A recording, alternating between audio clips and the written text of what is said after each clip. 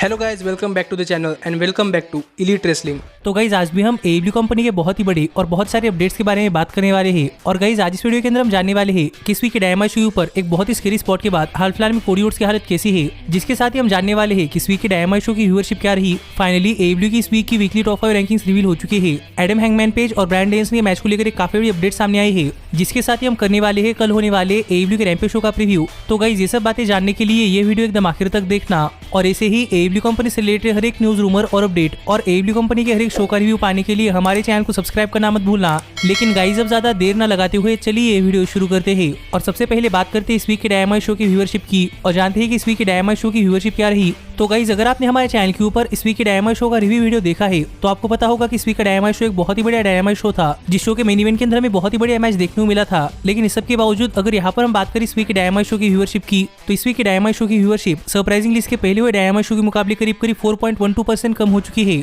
और जहां पर इसके पहले हुए डायनामाइट शो को व्यूअरशिप मिली है 898 के व्यूअर्स, तो यहीं पर इस वीक के डायनामाइट शो को व्यूअरशिप मिली है 861 के व्यूअर्स। जो देखा जाए तो AEW को उनकी व्यूअरशिप के अंदर काफी बड़ा लॉस है और पता नहीं क्यों, लेकिन इस वीक भी डायनामाइट शो की व्यूअरशिप सरप्राइजिंगली कम हो चुकी है, जो देखकर तो मैं सच में चौंक चुका हूं। क्योंकि गाइस इस वीक का डायनामाइट शो AEW कंपनी का एक बहुत ही बढ़िया डायनामाइट शो था और मुझे लग रहा था कि पॉसिबल इस वीक के डायनामाइट शो की व्यूअरशिप दोबारा से बढ़ सकती है, लेकिन ऐसा नहीं हुआ। पर जहां तक बात है 18 to 49 डेमोग्राफिक की, तो यहाँ पर 18 to 49 डेमोग्राफिक के अंदर भी डायनामाइट शो की व्यूअरशिप करीब 0.5% कम हो चुकी है। और जहां पर इसके पहले के डायनामाइट शो को 18 to 49 डेमोग्राफिक के अंदर व्यूअरशिप मिली थी 408 के व्यूअर्स, तो यहीं पर इस वीक के डायनामाइट शो को 18 to 49 डेमोग्राफिक के अंदर व्यूअरशिप मिली है 406 के व्यूअर्स। जो देखा जाए तो डायनामाइट शो के लिए 18 to 49 डेमोग्राफिक के अंदर काफी बड़ा डिफरेंस नहीं है और हम कह सकते हैं कि 18 to 49 डेमोग्राफिक के अंदर डायनामाइट शो ने अपनी व्यूअरशिप मेंटेन की है। पर यहाँ पर ओवरऑल डायनामाइट शो की व्यूअरशिप कम हो चुकी है, तो देखना पड़ेगा कि इसको लेकर AEW का एक्शन लेती है। और इस वीक का डायनामाइट शो भी वेडनेसडे के टॉप 150 केबल टीवी प्रोग्राम्स के अंदर नंबर 3 की पोजीशन के ऊपर आता है, जिससे आप समझ सकते हैं इस वीक डायनामाइट शो की व्यूअरशिप कम आने के बावजूद भी इस वीक का डायनामाइट शो वेडनेसडे के टॉप 5 प्रोग्राम्स के अंदर आया है, जो कि AEW के लिए काफी अच्छी बात है।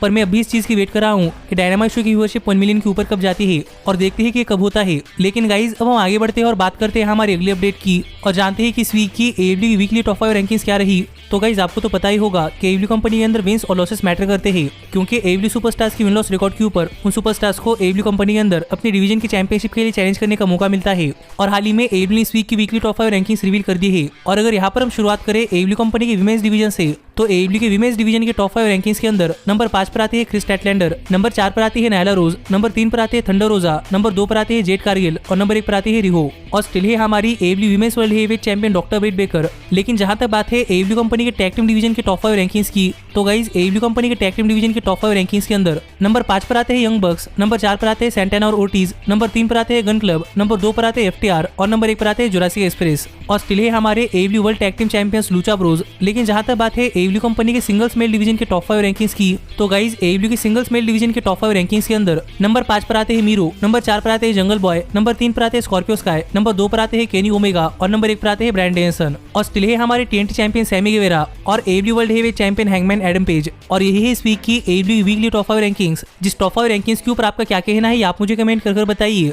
पर गाइज अब हम आगे बढ़ते हैं और बात करते हैं हमारी अगली अपडेट की और जरा करते हैं कल होने वाले AEW के रैम्पेज शो का प्रीव्यू और जानते हैं कि कल होने वाले AEW के रैम्पेज शो के लिए AEW ने कौन कौन चीजें पहले से एडवर्टाइज कर दी है और हमें कल होने वाले रैम्पेज शो के ऊपर कौन कौन चीजें देखने को मिल सकती है। तो गाइज सबसे पहली चीज जो कि AEW ने कल के रैम्पेज शो के लिए पहले से एडवर्टाइज कर दी है वो ये है कि कल के रैम्पेज शो के ऊपर जेड कारगिल एक्शन के अंदर होने वाली है। और यहाँ पर AEW कंपनी ने जेड कारगिल का अपोनेंट रिवील नहीं किया, पर अगर आपने हमारे चैनल के ऊपर डायनामाइट शो का रिव्यू वीडियो देखा है तो आपको पता होगा इस वीक के रैम्पेज शो के ऊपर जेड कारगिल थंडर रोजा के एक स्टूडेंट को फेस करने वाली है और जेड कारगिल के इस मैच के दौरान थंडर रोजा कमेंट्री टीम पर रहने वाली है। तो देखना पड़ेगा कि जब इस मैच के अंदर जेड कारगिल डोमिनेट करती है तो क्या यहाँ पर थंडर रोजा इस मैच के अंदर इंटरफेयर कर जेड कारगिल को ये मैच हरवाती है या नहीं। और हमें यहाँ पर जेड कारगिल का अपोनेंट नहीं पता, इसीलिए हम इस मैच के बारे में कुछ नहीं कह सकते। लेकिन जहां तक बात है इस मैच की विनर की, तो गाइज मुझे ऐसा लगता है कि जेड कारगिल ही मैच जीतने वाली है, क्योंकि अब तक जेड कारगिल AEW कंपनी के अंदर अनडिफिटेड है और मुझे लगता है कि आगे भी ये ट्रेंड कंटिन्यू चलने वाला है। पर गाइज जो अगला मैच जो कि AEW ने इस वीक रैम्पेज शो के लिए ऑफिशियल एडवर्टाइज किया है वो है AEW के मेंस डिवीजन से एक नॉर्मल 1-on-1 मैच, जहां पर TNT चैंपियन सैमी गेवेरा अपनी TNT चैंपियनशिप चैलेंजर टोनी नीस के अगेंस्ट डिफेंड करने वाले हैं।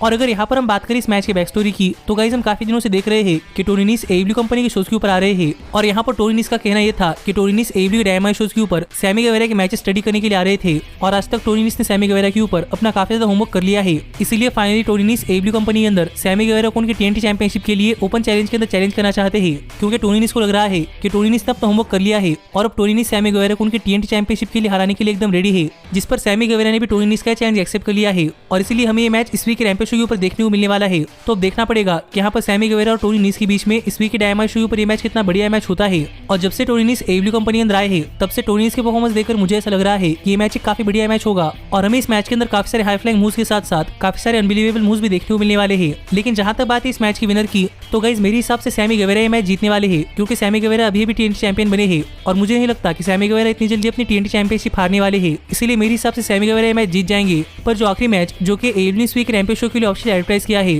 वो है AEW कंपनी के मेंस डिवीजन से एक नॉर्मल टैग टीम मैच, जहां पर पेंटा एल जोरियम और पाक अपनी AEW world tag team championships FTR के अगेंस्ट डिफेंड करने वाले हैं। और अगर यहाँ पर हम बात करें इस मैच की बैक स्टोरी की, तो गाइस हम देख रहे हैं कि जब से लूचा ब्रोस AEW कंपनी के अंदर वर्ल्ड टैग टीम चैंपियंस बने हैं तब से FTR लूचा ब्रोस की वर्ल्ड टैग टीम चैंपियनशिप्स के पीछे पड़ी हुई है और इसी बीच FTR ने लूचा ब्रोस को उनकी triple mega world tag team championships के लिए भी हराया है। और अब FTR चाहती है कि FTR लूचा ब्रोस से उनकी AEW world tag team championships भी ले ले, इसलिए FTR ने लूचा ब्रोस को इस मैच के लिए चैलेंज कर दिया है और लूचा ब्रोस ने चैलेंज एक्सेप्ट कर लिया है। और यहाँ पर बुरी बात सिर्फ ये है कि हाल ही में रे फिनिश इंजर्ड हुए हैं, इसीलिए इस मैच के अंदर रे फिनिश को पाक रिप्लेस कर रहे हैं। पर फिर भी जहां तक बात है इस मैच की, तो गाइस मुझे लगता है कि ये मैच इस वीक के डायमंड शो पर एक बहुत ही बढ़िया मैच होने वाला है और मैं फिर एक बार यहाँ पर लूचा ब्रोस और FTR एक बहुत ही बढ़िया tag team classic match deliver करती हुई दिखाई दे सकती है। लेकिन जहां तक बात है इस मैच की विनर की, तो गाइस मेरे हिसाब से लूचा ब्रोस यानी कि पेंटा एल जोरियम और पाक मैच जीतने वाले हैं, क्योंकि लूचा ब्रोस भी अभी AEW कंपनी के वर्ल्ड टैग टीम चैंपियंस बने हैं और मेरे हिसाब से लूचा ब्रोस इतनी जल्दी अपनी AEW world tag team championships नहीं हारने वाले। और इतनी ही चीजें हैं जो कि AEW इस वीक रैम्पेज शो के लिए ऑफिशियल एडवर्टाइज की है। और इस सब के अलावा अगर इस वीक रैम्पेज शो के ऊपर कुछ होता है तो आपको कल सुबह हमारे चैनल के ऊपर इस वीक रैम्पेज शो के रिव्यू वीडियो के अंदर पता चल जाएगा। जो वीडियो अगर आप मिस नहीं करना चाहते तो हमारे चैनल को सब्सक्राइब कर नोटिफिकेशन बेल ऑल पर सेट करना मत भूलना।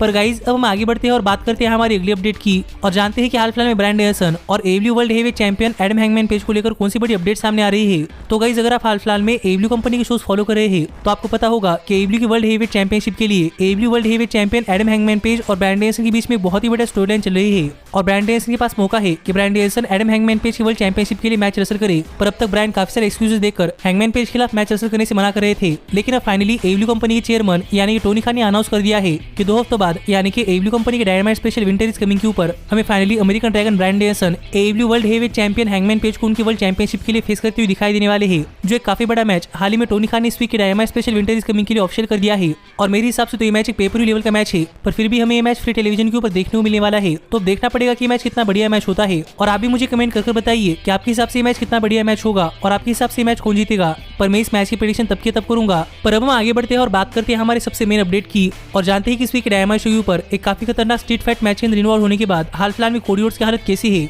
तो गाइज अगर आपने हमारे चैनल के ऊपर इस वीक के डायनामाइट शो का रिव्यू वीडियो देखा है तो आपको पता होगा कि इस वीक के डायनामाइट शो के ऊपर हमें कोडी रोड्स और अंद्रादे एल इडियो के बीच में काफी खतरनाक स्ट्रीट फाइट मैच देखने को मिला था, जिस मैच के आखिर में हमें कोडी रोड्स और अंद्रादे एक फ्लेमिंग टेबल के थ्रू जाते हुए दिखाई दिए थे। पर अब AEW कंपनी का डायनामाइट शो खत्म होने के बाद हाल ही में AEW कंपनी ने अपने सोशल मीडिया हैंडल्स के ऊपर कुछ फोटो शेयर किए, जहां पर आप देख सकते हैं ये मैच खत्म होने के बाद इमीडिएटली कोडी रोड्स की हालत कैसी थी। और यहाँ पर हम देख पा रहे थे कि मैच खत्म होने के बाद इमीडिएटली कोडी रोड्स की पेट के ऊपर कुछ निशान नहीं थे। पर अभी इस चीज को करीब 24 घंटे बीत चुके हैं और हाल ही में कोडी रोड्स ने अपने सोशल मीडिया हैंडल्स के ऊपर कुछ फोटो शेयर किए हैं, जिन फोटोज के अंदर आप देख सकते हैं कि कोडी रोड्स के टेबल के थ्रू जाने के 24 घंटे के बाद हाल फिलहाल में कोडी रोड्स की हालत कैसी है। और गाइज आप ये फोटो देखकर समझ सकते हैं कि कोडी रोड्स की पेट के ऊपर कितने सारे छाले पड़ चुके हैं और ये कोई नॉर्मल बर्न्स नहीं बल्कि 2nd डिग्री और 3rd डिग्री बर्न्स है, जिससे आप समझ सकते हैं कि इस वीक के डायनामाइट शो के ऊपर कोडी रोड्स के मैच के बाद हाल फिलहाल में कोडी रोड्स की हालत काफी नाजुक है। पर देखना पड़ेगा कि कोडी को इस चीज से रिकवर करने के लिए कितना टाइम लगता है और हमें कोडी कब तक डायनामाइट शो के ऊपर अपना रिटर्न करते हुए दिखाई देते हैं। पर गाइज कोडी रोड्स की इस हालत के ऊपर आपका क्या कहना है आप मुझे कमेंट कर बताइए। पर सच में कोडी का स्टंट देखकर मेरी नजरों में कोडी की रिस्पेक्ट और भी ज्यादा बढ़ चुकी है और मैं होप कर रहा हूँ कि कोडी काफी जल्दी ठीक हो। पर ऐसे ही AEW कंपनी से रिलेटेड हर एक न्यूज रूमर और अपडेट और AEW कंपनी के हर एक शो का रिव्यू पाने के लिए हमारे चैनल को सब्सक्राइब करना मत भूलना। पर गाइज अब मैं मिलता हूँ आपसे अगली वीडियो के अंदर, पर तब तक stay healthy, stay happy and keep watching elite wrestling. Hey, did you like that video? Click the screen for more. And where do you think you're going? Check out our official merchandise page and to support the entire cast. And thanks so much for being the elite. The elite, the elite. What, Nick, you're not going to sing it all with me this time?